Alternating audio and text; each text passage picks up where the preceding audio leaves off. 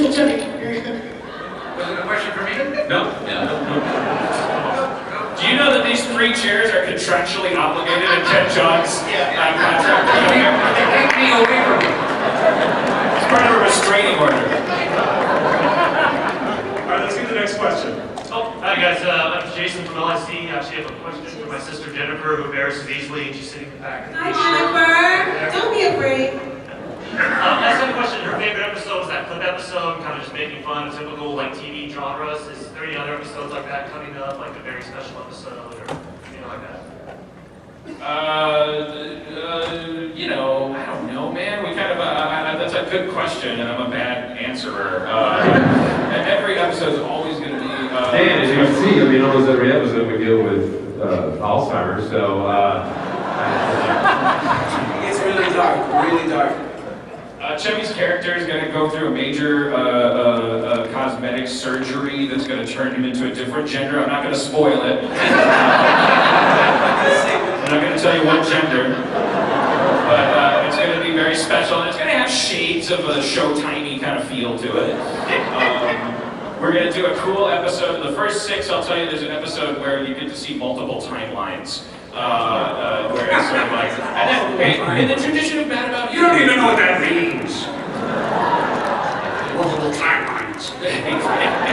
Jimmy wrote it. It's amazing. It's like Fringe meets Lost meets Fletch.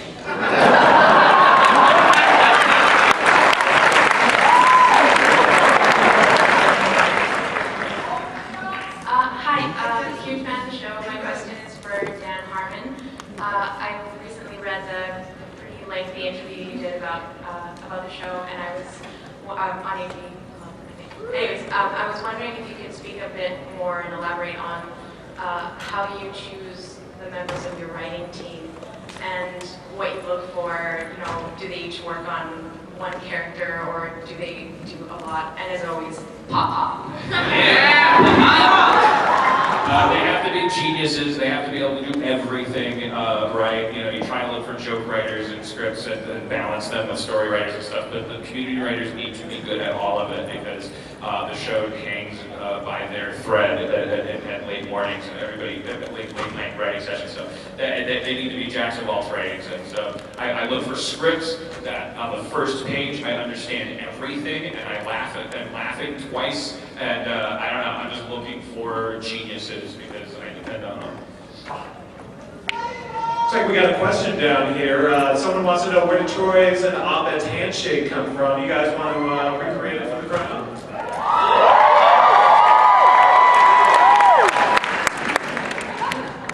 I win.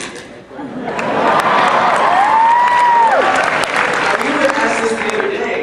We kind of don't remember. It kind of just happened, like... I think we both blacked out. Yeah, like we woke up Yeah. naked. And both our hands were just like in this position. My hands were glowing. And Chevy was standing above us, obviously. And he said, nothing happened, we walked out.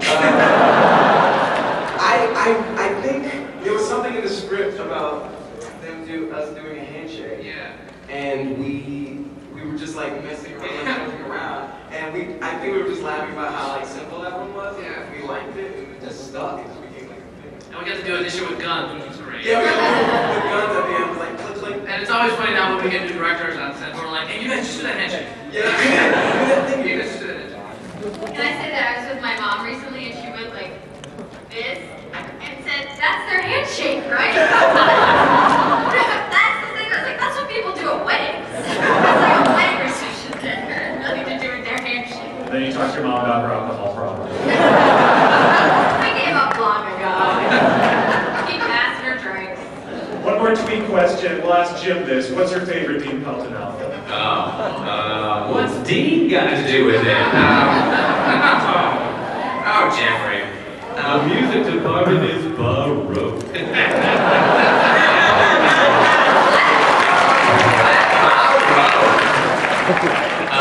I probably thoroughly enjoyed a little Tina Turner. It's that Masters of Yield action. Or my sister's 4th of July outfit. That was a very hard action for the 4th of July one because that was the only one where I had to do a whole scene where I was facing a ton of background the whole day. So I got self-conscious because you just stand there in between shots and you inevitably see people like whispering or pointing. I felt like Coco and Fame. I started crying. Next question from the audience. This question's for Donald. When is your new album? Take this coming out? one. And can you freestyle a preview?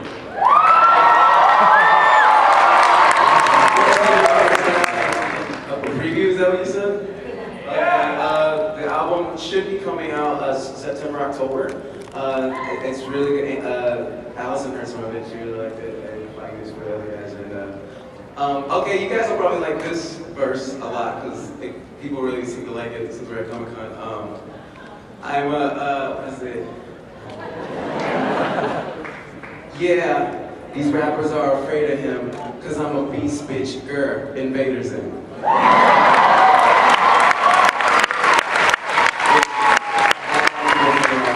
Nerds hit me. Are we ever going to get a taste of the Childish Gambino on the show, or what's? He's been in a couple of stuff. Ludwig, who's here, knows this. He co-produces all my music with me and stuff like that. But he put Childish Gambino like in the part where we're like sing-a-ling-a-ling, ding dong. That's one of my songs not going back. The piano chord is like din, din, din. And there was another thing that me and Gillian, when we were singing the Jesus song. Oh. That beat's That's from, a beat. that's the first song in close. Yeah, Beat It Too, but he sneaks it in a lot.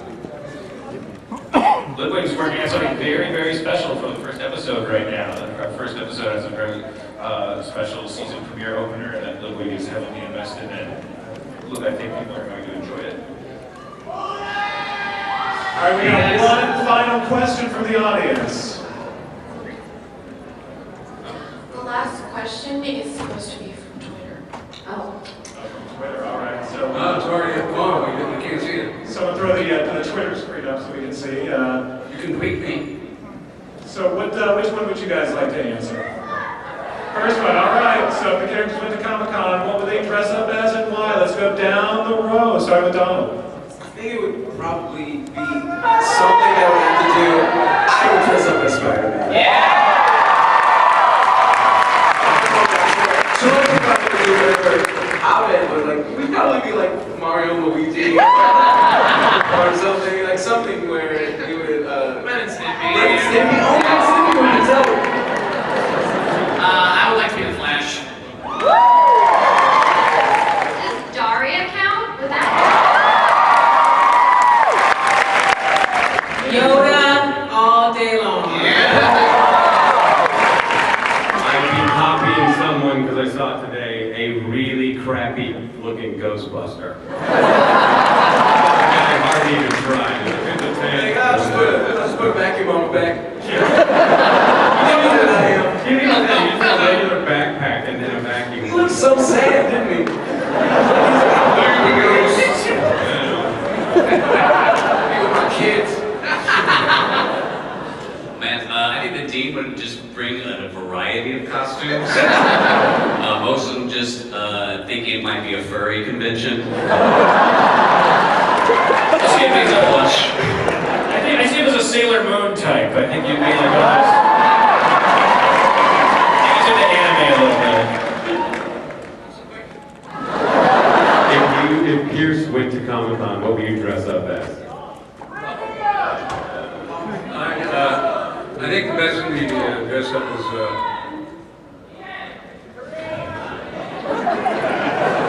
Iman. Iman? I don't know. Wait. Iman? If Pierce were to come to Comic-Con, I get it now.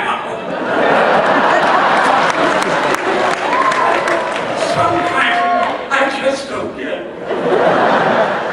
I think that, the best thing for Pierce to do would be to show up at Comic-Con with a woman in his pants. Classic Pierce on Pierce. Pierce. In your pants. Pierce is so fucking dumb. He ain't got no answer. since it's making a comeback now, Beavis or Butthead, I think.